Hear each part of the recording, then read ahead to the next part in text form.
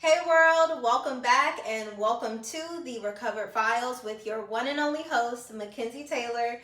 Y'all already know what it is. If you are listening, if you are tuning in right now, if you are watching because we are visual on the YouTube platform, big shout out to you. You already know what it is. Thank you all so much for your support, and I cannot wait to catch you all over on the next episode of the Recovered Files.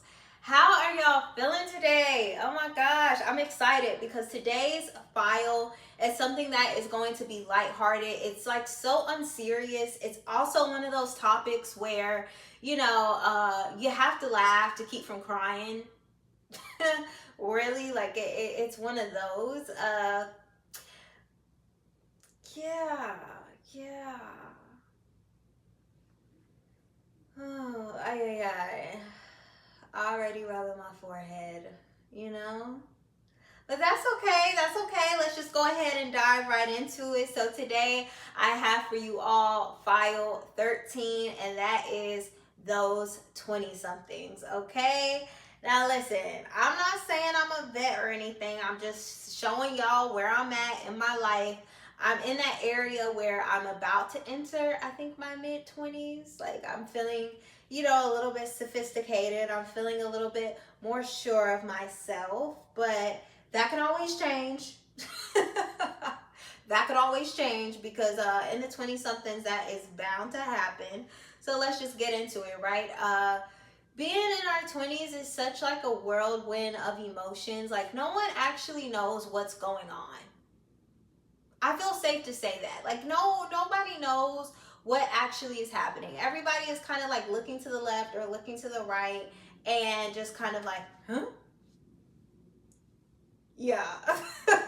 That's what it feels like to me, at least, I shall say. Um Even with, like I said, referring back to file 11 with the hiatus, I was 19 years old and that's when I began my podcast. And then it's like when I entered my 20s, like nobody heard from me. It was a 5-year hiatus. So obviously it was kicking a little bit of butt. But, anyways, moving back right now to the present moment, let's talk about these 20 somethings, man. I feel like so far being in my 20s is feeling like it's a constant rebirth happening. And I will say, like, usually, like, okay, like each year feels like a rebirth, but it's getting to the point where it speeds up. And now there's like a rebirth every 6 months of like, who am I? What am I doing? What's, what's the vibe? What's the vibe? And it's funny because I'll say like with the rebirth, it's this balance beam of who you're wanting to grow into, and the type of person, woman, man, whoever that you want to be. And then it's also this kind of struggle on the other hand of like who you actually are and what the world around you is kind of telling you and showing you what you are at the moment, and trying to bridge that gap of like, okay, I know I want to get here. How do I get here from there? And no matter how much you try to plan and you try to strategically put it out on the table, it never happens that way. It literally never happens that way. And so that's what I think is so funny and that I really want us to get into today, because with being in our 20 somethings, it's a beautiful journey, but it can also just be very confusing at the same time, right? Because I feel like as you get older, and I definitely feel like it's because the frontal lobe is developing, right? You're like, okay, you realize that life has some seriousness to it. Like, okay, I kind of need to get my ish together. I kind of need to like line my ducks up in a row. I actually need to have some sort of idea of what's going on, or at least need to pretend like it. So when people are like, hey, so how's everything going? You can kind of do that elevator pitch that you learned in school and tell it off the top of your dome and just be like, yeah, that sounds good. That sounds about right. Yeah, that makes sense. Let's roll with that. But seriously, it's more so of, okay, life starts to kind of put these realities on you of like, okay, you got to do things logically. This is the reality of what life is, and you can't just horse around, and you can't just like wing it the whole time. Whereas when you're younger, there's a beauty in like being child and being childlike. I mean, people always say all the time, like, children are going to give it to you straight. And it's funny because as children, there's not a lot of parameters that are put on us. Like, your imagination runs wild. You can say you want to be anything. Like, if I just like, I want to pick carpet fibers for a living. And no offense if that's a real job, because I genuinely don't know. But people are like, oh my gosh, that's so cute. That's so precious. You can do anything that you want. And you're like, I want to be the princess of Wakanda. And they're like, absolutely. Absolutely. I can see that happening for you. And people kind of encourage this like wild ambition and this wild imagination that you have for life. And as you get older, specifically in your 20s, where you're kind of like, oh my gosh, like this is kind of getting a little bit too serious. And you get out of these institutions and you kind of get out of these places that kind of keep you in a structure and keep you in line, sort of say. Because also think about it, like when you're in school, people are always crediting you for the things that you do well. Like, okay, you're in extracurriculars, you were super good on this team or that team, great. You got honors, you got to be valedictorian, you got to be, you know, the leader of these social clubs and all of these things that people are saying like gold sticker, good job, good job, good job. With Rebirth, like I said, I feel like it's mending those two things of like, okay, well, the frontal lobe is developing, so I want to grow into this person that I see myself as.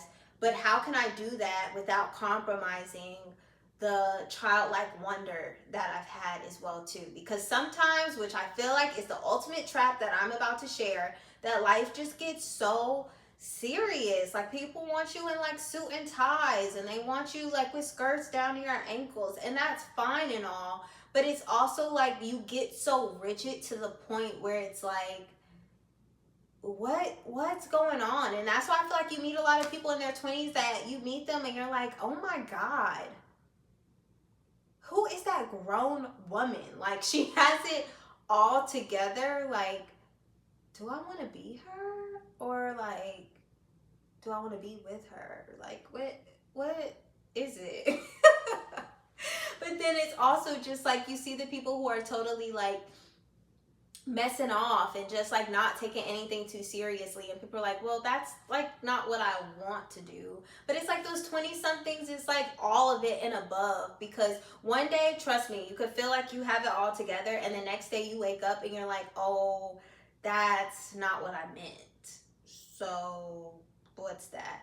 And like I'll say, at least for me in the Rebirth, I know that I always had a wild like ambition, and I was always like so outside of myself and very like goofy and very like funny, and I want to keep those things. Like as I'm growing into a woman, I want to become more poised, and of course I have these visions for myself, but how do I continue to honor my childlike wonder without having kind of the pressures of reality trying to mold me into kind of like a standard of what society has for what a grown person should look and should act and move through the world like, right? Transitioning that, I do want to say, like, as you start to get older, and especially being in the 20 somethings from like early 20s, like I still remember freshly turning 21, and like the biggest worry that I had in my brain at the time was like, what drink am I going to order at the bar so they know that I didn't just turn 21? Like I just want to throw something random at them. Like let me get a amaretto sour. And they were like, ID please. Like there's like, girl, you don't know anything. Like you don't know anything. Like you're just trying. But that was like the biggest of my worries. Now I'm just like, I need insurance before I'm 26. But no facts. And it's just like all of these things come up and you're like, okay, well now I have to seriously know how to do taxes and all of these serious things get thrown on you. So you're trying to like build up that muster of like, yeah, I know what's going on. I have an idea. But really, I have not a single clue. I'm just winging it and smiling and hoping people believe me. But I mean, moving past that, I will say, uh, change your relationship with failure, because listen, you are going to fail. I feel like the whole premise of 20s is kind of just building your character and building how tough your skin is, because you are going to get knocked down. It's so much trial and error of, just changing that relationship with failure and not being so hard on yourself, because like I said before, we're raised up as children in these institutions where we get rewarded and we get gold stickers for accomplishing something right, or answering the question right, or doing things, doing well on that test, and then getting into a really good college. Like, so many things are based on merit and doing a good job. And even if you do kind of fall short, or like say you try out for the team and you don't get it, it's kind of like, oh, better luck next time. But it's more of a celebration when you do get it, and it's very, very quiet and very minimal, like when you don't. And so, bringing that conversation, making a little bit louder, you're going to fail. You're going to mess up. You're going to realize that, okay, I have this vision for my life and I want to get to this point, but how do I get from this point from there? And you strategize and you make this whole game plan how you're going to get from this line to this line. And then life ends up being like this whole polygraph of like, I don't know. You're lying. You're not lying. Like, who knows? And so, changing your relationship with failure, and knowing, especially early on, that it is going to take some mistakes, it is going to take some, falling hard, possibly like hurting yourself, to kind of reprogram yourself to realize, okay, as long as you get back up, that's all that matters. And I'm a strong believer in, like, you don't know till you know. People can always say like, oh, I would have handled this situation like this, or oh, I would have gone about it like that. You absolutely do not know until you know. And 20s is such like a pivotal time of setting the foundation for your adult life. It's so crazy. Like, you have people who are getting married and having children in their 20s, and then you have other people who are like, you know still not knowing like how to fill out a W-2. And there's no shame, and there's no, distinction of like what makes one 20-year-old better than the other. It's just like, life is so complex and it's so like mind-boggling. Nobody knows what's going on. Nobody knows what's going on. So once you realize, like, in your adulthood, once you get out of these institutions, you become your own judge and jury. So how you talk to yourself, how you motivate yourself, I feel like that's what determines how far you get in your life, in your 30s, in your 40s, so on.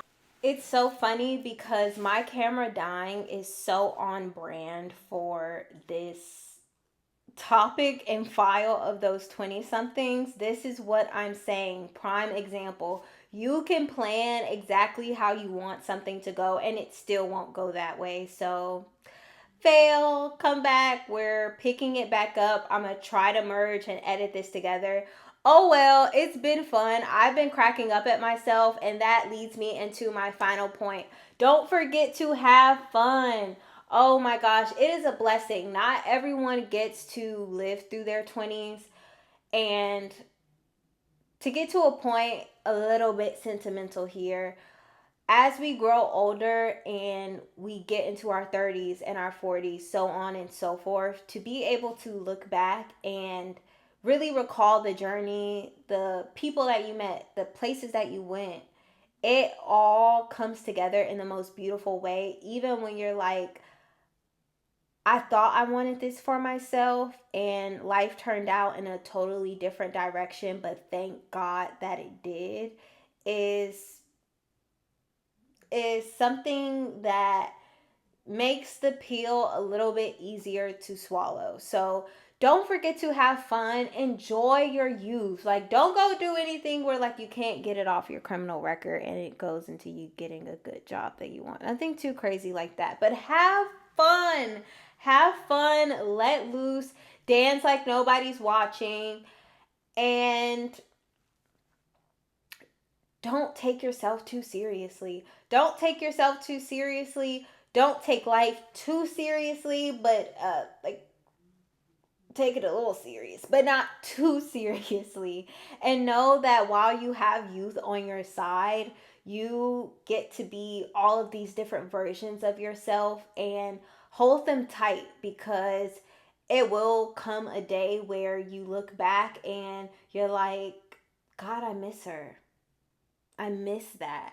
I love that. I'm so glad I love that hard, or I put myself in that situation. And I hope you all are able to see, even reviewing this episode as well, even though we are only the third file into the new season. I do try to come and obviously front facing, want to have a professionalism to what I'm doing. Maybe that's just me being in the career that I am. But this episode has been so fun. It's been a way for me to express, like, even in my clothing and what I'm wearing. It's so fun. It's funky. It's to have a laugh. It's to not be too serious. And I hope that comes across to who is watching it. So I'm excited to continue this conversation onwards. Of course, if you are in your 20 somethings, what is something you are experiencing right now? Do you know how to do your taxes? The important questions we want to know. So drop some love in the comments. Let's keep the conversation going. If you are outside of your 20s and you have some gems for things I wish I knew in my 20s, because they pop up on the TL all the time, I welcome the love. So go ahead, show some love in the comments. You all can also follow the conversation afterwards on the Instagram at The Recovered Files. And of course, I cannot wait to catch you all over on the next episode of The Recovered Files. All right. You know I love y'all. Mwah. Peace. Oh, filler word. I would tell you all to take a shot every time I said like, but I don't want you to end up in a coma.